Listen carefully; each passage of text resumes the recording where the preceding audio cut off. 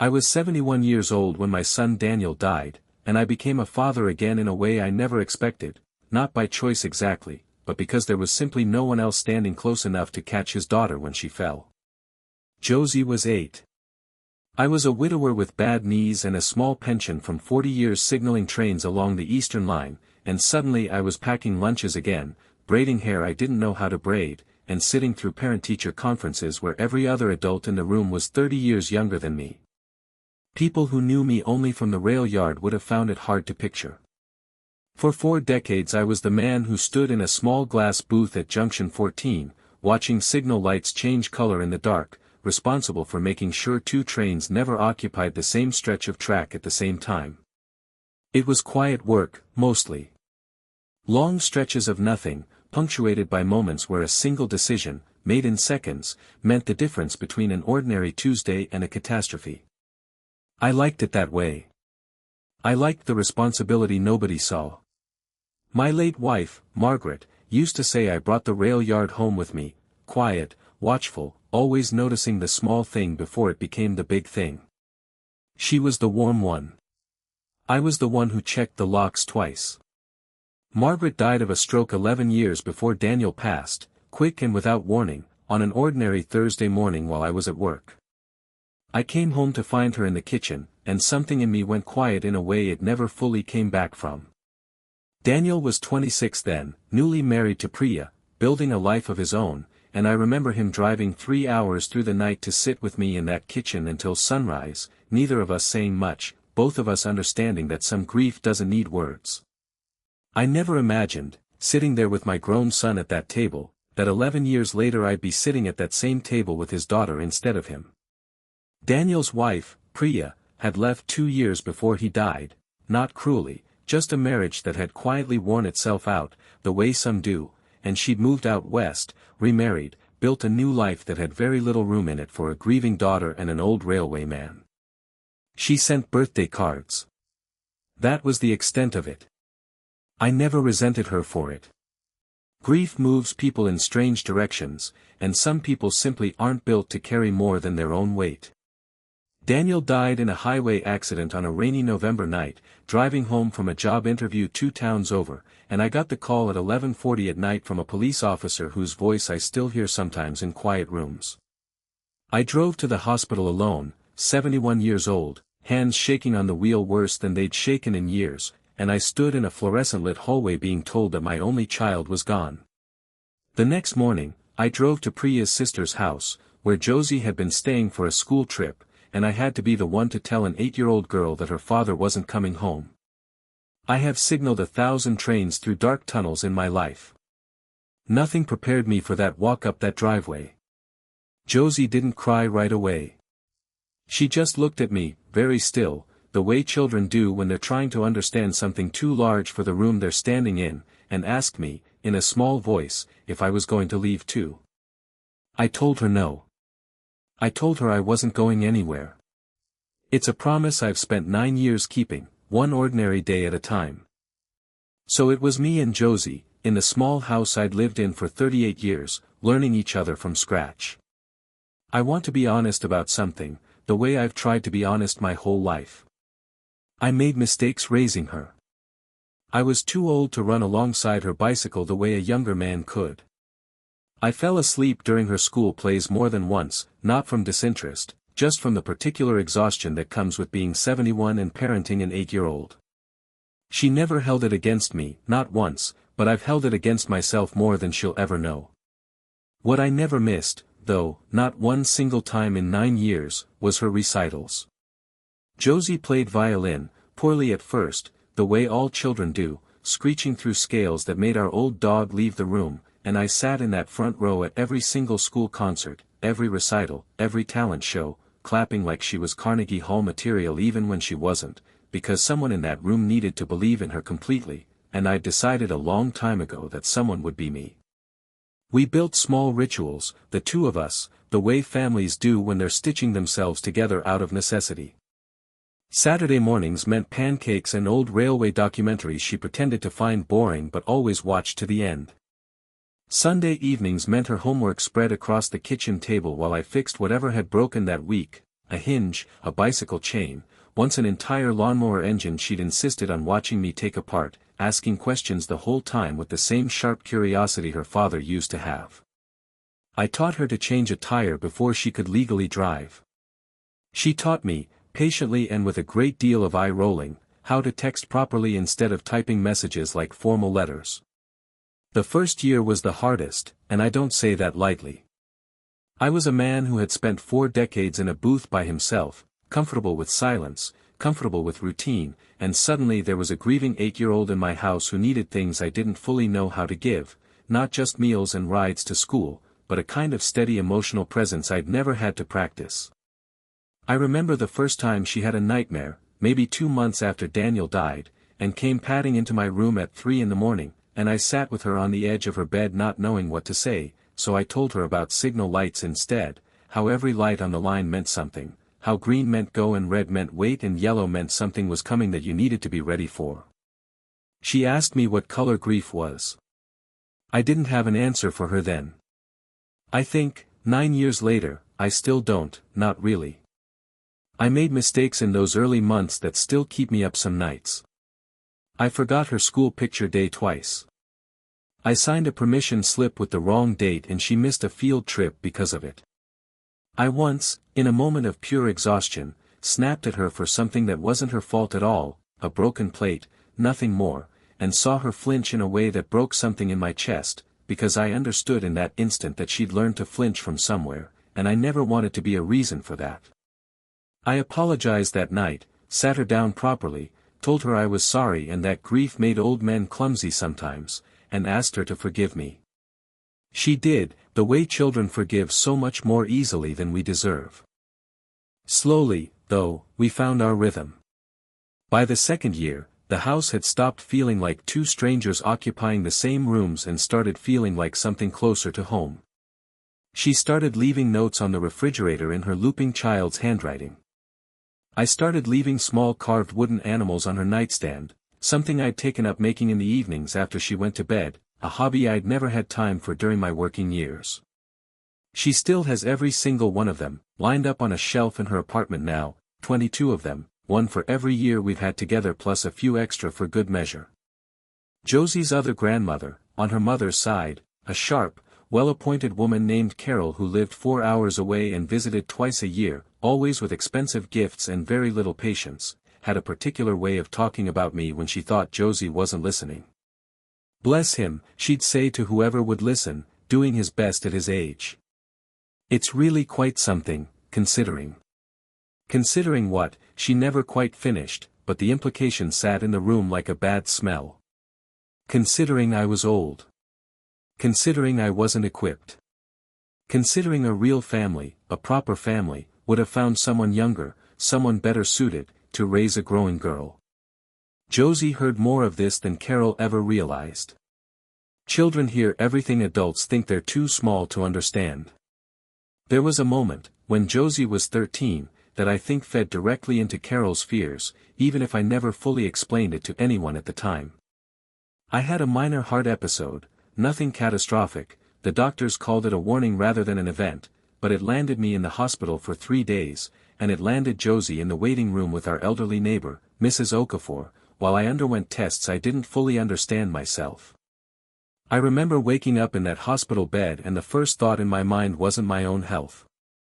It was a cold, sharp fear that if something happened to me, Josie would be handed off to whoever filled out the right paperwork fastest, regardless of who actually knew her, who actually showed up for her. I recovered well, changed my diet, started walking every morning instead of just on weekends, and the doctors told me there was no reason a man in my condition couldn't see many more years ahead. But something about that hospital stay planted a seed of urgency in me that never fully left. I started, quietly, making sure things were in order, not just the trust, which I'll come to, but simple things too. A folder with Josie's school records, her doctor's information, her favorite foods and fears and comforts, written out in my own hand, in case anyone else ever needed to step in and care for her the way I did. I never showed that folder to anyone. It sat in my desk drawer for years, updated every so often, a quiet insurance policy against a fear I never spoke aloud. Carol visited during that hospital stay, I should say, and to her credit, she came quickly and stayed 3 days, sleeping in a chair in Josie's room at Mrs. Okafor's house rather than a hotel.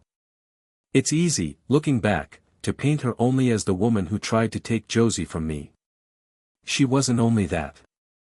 She loved that girl too, in her own complicated way, filtered through fear and status and a lifetime of measuring worth in ways that didn't always make room for people like me. I've tried to hold both truths at once, that she cared, and that her caring sometimes came out sideways, shaped like judgment instead of support. It's a harder thing to hold than anger. Anger is simple. It gives you somewhere to put your feet. But understanding that someone can love a child and still get the shape of that love wrong, out of their own fears rather than any real malice, requires a kind of patience I had to relearn slowly, one Thursday diner conversation with Sam at a time. When Josie turned 15, Carol began, gently at first and then less gently, to suggest that Josie come live with her instead. Better schools, she said, more resources, a more stable environment for a teenage girl, by which she meant an environment without an old man who fell asleep in recital chairs and drove a 19-year-old pickup truck to school pickup. She never said this to my face. She said it to Josie, in careful, concerned phone calls that Josie would relay to me afterward with her jaw tight and her eyes wet, torn between loyalty to the grandfather who'd raised her and the pull of a life that sounded, on paper, easier. I told Josie the truth every time. I told her that decision was hers to make when she was old enough, that I would never guilt her into staying, and that whatever she chose, I would love her exactly the same. I meant every word. But I won't pretend it didn't sit heavy in my chest some nights, the fear that I'd spent 9 years being enough, only to eventually be quietly replaced by someone with a bigger house and steadier hands. If you've ever poured everything you had into raising someone and still worried it wasn't enough, hit that like button right now. This story's for every grandparent who showed up anyway. What Carol didn't know, what almost no one knew, because I've never been a man who talks about himself, was that I hadn't spent my career simply signaling trains. In my 30s and 40s, alongside my railway work, I'd quietly built and sold 2 small patents related to rail crossing safety sensors, technology that eventually got licensed by a mid-sized industrial safety company. It wasn't a fortune by billionaire standards, but it was enough, invested carefully and left alone for 30 years, to mean that money was never actually the reason Josie couldn't have more. I simply never believed a teenage girl needed more than she already had, a warm house, a full table, someone in the front row, and someone who'd never once made her feel like an inconvenience. I'd told Daniel about this money once, years before he died, and sworn him to keep it quiet, the same way my own father had raised me to keep quiet about what we had. Old habits, I suppose. Or maybe just a belief that love should never come with a number attached to it. Daniel used to tease me gently about it, back when he was alive, calling me the richest poor man he knew, and I'd laugh along, never quite explaining that the joke was closer to true than he realized. I think, looking back, some part of me always assumed I'd have decades yet to eventually explain it properly, to sit him down as an adult and tell him the full shape of what I'd built. That conversation never came. It's one of the small griefs that sits alongside the larger one, not just losing my son, but losing the chance to finally be fully known by him, the way I've slowly, carefully, allowed myself to be known by his daughter instead. It's a strange kind of comfort, knowing that even loss leaves room for something to grow back in its place, quieter and different than what came before, but no less real for being second. Josie has never been a replacement for anyone. She has simply, quietly, become entirely her own reason for everything I do. The year Josie turned 16, Carol escalated things in a way I hadn't anticipated. She hired a family lawyer, quietly, the way these things are usually done, and began exploring whether she could petition for a more formal custody arrangement, citing my age, my limited financial resources, as a retired signal engineer, and what she characterized in a letter to my own attorney as an environment insufficiently equipped for a thriving adolescent. She never said any of this to me directly. I found out through my attorney, an old friend named Harriet who'd handled small matters for me for 2 decades and called me herself, gently, to ask if I wanted to fight this. I sat with that question for 3 days before I answered. Those 3 days were some of the hardest of my life, harder in their own quiet way than the day Daniel died, because grief at least has the decency to be simple. This was something else, the slow, cold understanding that after 9 years of showing up, someone believed on paper that showing up wasn't enough.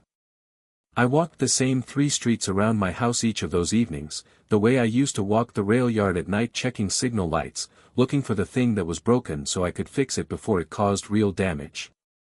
I didn't fight it the way Carol expected. I didn't hire an aggressive lawyer or threaten a courtroom battle.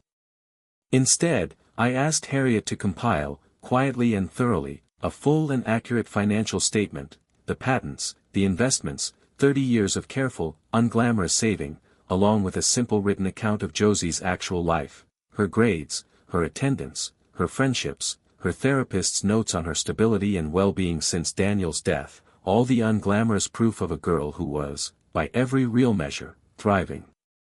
Not to win a fight. Just to make the truth impossible to argue with, should it ever come to that. I never told Josie any of this was happening. She was 16, in the middle of exams, and I saw no reason to hand a teenager a war she hadn't started. I carried it alone, the way I'd carried most difficult things in my life, quietly, in the space between dropping her at school and picking her up again. I did tell one person, my old friend Sam, who I'd worked alongside at the rail yard for 23 years before we both retired, and who'd become the closest thing I had to a brother since Margaret died. We met most Thursday mornings at a diner 2 streets from my house, the same booth every time, and it was there, over eggs neither of us finished, that I finally said the words out loud for the first time. She thinks I'm too old to be enough for that girl, I told him, and my voice cracked in a way it hadn't cracked in years, not even at Daniel's funeral. Sam didn't offer easy comfort. He just listened, the way old friends do, and then he said something that stayed with me through the hardest of those weeks. Elias, you've spent your whole life making sure trains didn't collide in the dark. You think you can't handle one lawyer? It wasn't much. But it was enough to get me through the next difficult conversation with Harriet, and the one after that. There was a close call, about 6 weeks into all of it, when Josie almost found out. She came home from school early one Tuesday with a stomach bug, and I was on the phone with Harriet in the kitchen, using words like custodial fitness and financial disclosure, without realizing Josie had come in through the back door and was standing in the hallway, pale and confused, having heard just enough to be frightened. I hung up immediately and sat with her at the kitchen table, and she asked me, in a small voice that took me straight back to the 8-year-old on that terrible morning 9 years earlier, if someone was trying to take her away from me. I made a decision in that moment I still stand by. I didn't tell her everything. But I didn't lie to her either. I told her that sometimes grown-ups disagree about what's best for the people they love, and that whatever happened, she would never, under any circumstance, lose me, because some things a person simply decides once and never has to decide again. She seemed to accept that, the way teenagers sometimes accept an incomplete truth when it's offered with enough steadiness behind it, and she went back to her stomach bug and her homework, and I went back to my kitchen table, alone again with a fear I couldn't fully share with the one person it was actually about. It was at Josie's spring recital, her final one before graduation, that everything quietly came to a head.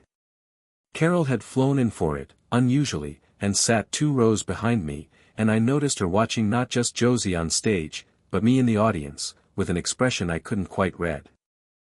Josie played that night better than she ever had, a piece she'd been working on for months, something aching and slow that she'd chosen herself, and when she finished, the small auditorium went quiet for a moment before it erupted, and I stood up clapping the way I always did, knees protesting, heart entirely too full. Afterward, backstage, Josie found me first, before her mother, before Carol, and hugged me so hard I nearly lost my footing, and said, into my shoulder, "You never missed one, Grandpa. Not one." Mrs. Okafor, our elderly neighbor who'd looked after Josie during my hospital stay years earlier, had come to that recital too, sitting a few seats down from Carol without either woman realizing the connection between them at first. Mrs. Okafor had watched Josie grow up almost as closely as I had, and at some point during the intermission, before Josie's final piece, she leaned across the aisle and said something to Carol I only learned about much later, when Josie herself told me the story with a small, knowing smile. "That old man has done more raising in 9 years than most parents manage in 18, Mrs. Okafor reportedly said, plainly, without any particular unkindness in her tone, simply stating what she'd observed with her own eyes across a decade of watching from next door. You should ask him how, sometime, instead of asking a lawyer." Carol never mentioned this conversation to me directly, but I've always wondered if it was Mrs. Okafor's quiet, unprompted testimony, delivered without any agenda beyond simple honesty, that did more to soften Carol's position than anything my attorney ever prepared. Carol approached a few minutes later, and I watched her watch us, watched something shift behind her eyes, not defeat exactly, more like the slow arrival of a truth she'd been avoiding. She didn't bring up the lawyer. She didn't bring up custody. She simply said, quietly, almost to herself, "I think I've been trying to solve a problem that was never actually broken." I told her I appreciated her honesty, and that Josie loved her too, in her own way, and that there was room in this girl's life for both of us, if Carol wanted it that way. She dropped the custody inquiry 2 weeks later, quietly, through Harriet, no drama, no confrontation. I never brought up the financial statement Harriet had prepared. I never needed to. It sat unused in a folder in Harriet's office, proof I'd been ready to defend what mattered, evidence of a fight I'd never actually had to have, because in the end, the truth simply spoke for itself the way truth usually does, if you're patient enough to let it. Graduation came 3 months later, and Carol flew in again, and this time there was no tension in the auditorium, only 2 old people who loved the same girl sitting 1 seat apart instead of 2 rows, passing a single tissue back and forth as Josie crossed the stage. Afterward, at the small dinner we had at my house, Carol pulled me aside in the kitchen while Josie was showing her friends around the garden, and said something I've turned over in my mind many times since. "I spent so long measuring you against what I thought a guardian should look like on paper," she said, "that I never once measured what you'd actually built. I'm sorry, Elias. Truly." I told her there was nothing to forgive, that fear makes people reach for the wrong tools sometimes, and that what mattered now was the road ahead, not the one behind us. Josie left for university that autumn, and I won't pretend the house didn't feel enormous and silent in a way it hadn't since Margaret died. Sam started coming by more often those first few months, sensing, I think, that an old man rattling around an empty house needed company he wouldn't ask for directly. Josie called every Sunday from her dorm room, sometimes for 5 minutes between classes, sometimes for an hour when homesickness caught up with her, and I never once told her how much those calls meant to a man learning, for the second time in his life, how to live in a quiet house. In her second year, she brought a young man home for Thanksgiving, a quiet, thoughtful engineering student named Theo who shook my hand firmly and looked me directly in the eye, which I've always taken as the first real measure of a person's character. He asked me about the rail yard, genuinely asked, not the polite kind of question people ask to fill silence but the kind that comes from actual curiosity, and I found myself telling him stories I hadn't told anyone in years, about the winter of the great signal failure, about the night I caught a dispatching error that would have put 2 freight trains on the same track, about the particular satisfaction of a system running exactly as it should because someone was paying close enough attention.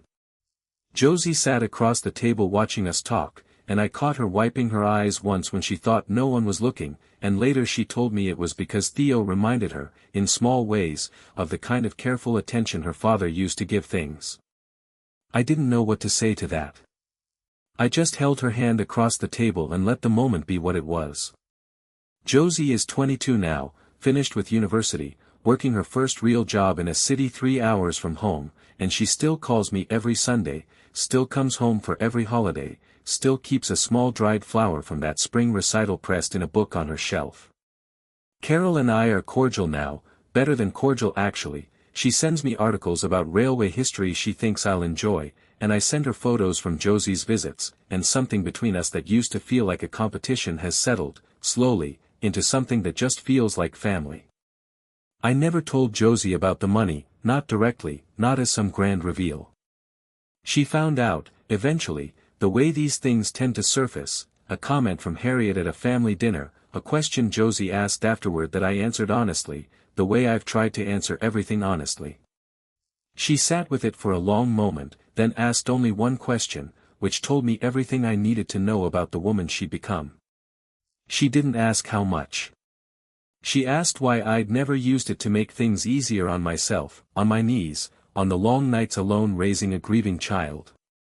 I told her the truth. Because the money was never the point. She was. I remember sitting across from her at that kitchen table, watching her process the answer, watching her connect years of small observations, the modest truck I never upgraded, the house I never renovated beyond what necessity required, into a fuller picture of the man who'd raised her. She didn't seem surprised so much as quietly moved, the way a person feels when a puzzle they'd stopped trying to solve suddenly reveals its final piece on its own. You could have made things so much easier on yourself, she said again, almost to herself, and I told her that easier was never really the goal. Steady was the goal. Present was the goal. Money can buy a great many things, but it has never once, in my experience, been able to buy the particular safety a child feels knowing someone will show up for them without fail, year after year, recital after recital, ordinary Tuesday after ordinary Tuesday. She didn't need the money to know what I was worth. She'd known that since she was 8 years old, watching an old man learn to braid hair he'd never braided before, getting it wrong every single time, and trying again anyway. Last spring, Josie surprised me by showing up unannounced on a Saturday with a small violin case, the same one from all those years of recitals, and asked me to sit on the porch while she played, just for me, no audience, no stage, just the two of us and the evening light. She played the same slow aching piece from her final recital, and halfway through I realized my hands were shaking, not from age this time, but from something closer to gratitude than I have words for. There is one more thing I've never told anyone, not Josie, not Sam while he was alive, not even Harriet. On the anniversary of Daniel's death each year, I drive out to the stretch of highway where the accident happened, and I sit in my truck for a while, not doing anything in particular, just being present with the memory of my son in the place where I lost him. The first few years, I went alone, quietly, before Josie was old enough to ask where I disappeared to each November. When she turned 18, she asked me directly, having noticed the pattern over the years, and I told her the truth.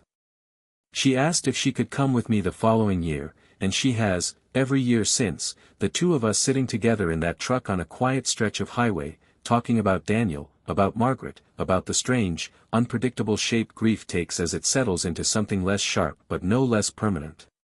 Last November, our 10th visit together, Josie brought something with her I hadn't expected, a small framed photograph of the three of us, her, Daniel, and me, taken when she was maybe 5 years old, at a rail yard open house Daniel had insisted on bringing her to, wanting her to see where her grandfather worked.